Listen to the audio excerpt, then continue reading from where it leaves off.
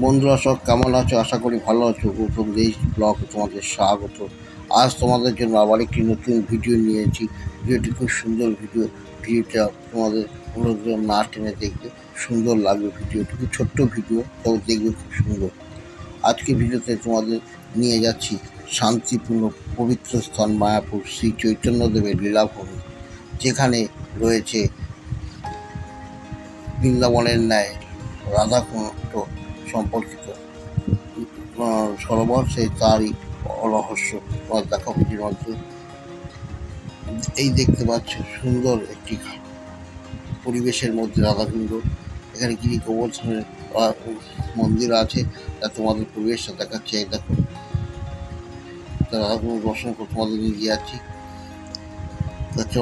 চলো, এই সামনে যে গেটটি দেখছো, গেট থেকে এই ভিতরে দেখতে পাচ্ছ এইখানে রাধাকুণ্ড স্নান সরোবর।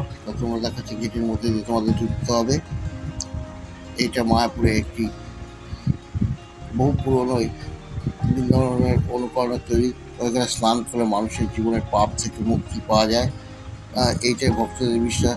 তাই পবিত্র কুণ্ডে স্নান করলে, তাই যে দেখাচ্ছে তোমাদের ভিডিওর মাধ্যমে। শান্তি করে এইটা হচ্ছে এই রাধাকুণ্ড, তোমার ভিডিওর মধ্যে দেখো। তো বন্ধুরা, এই ভিডিওটি রাধাকুণ্ড মায়াপুরে অবস্থিত, এটা শ্রী চৈতন্য গৌরীয় মঠের পেছনে অবস্থিত। যদি ভিডিওটি ভালো লাগে, ছোট্ট একটি ভিডিও, অবশ্যই তোমার লাইক, শেয়ার এবং কমেন্টস এবং বন্ধুদের বেশি শেয়ার করে দেবে। আর ভিডিওটা আমি এখানে রাখছি, দেখা হচ্ছে আমার পরের ভিডিও।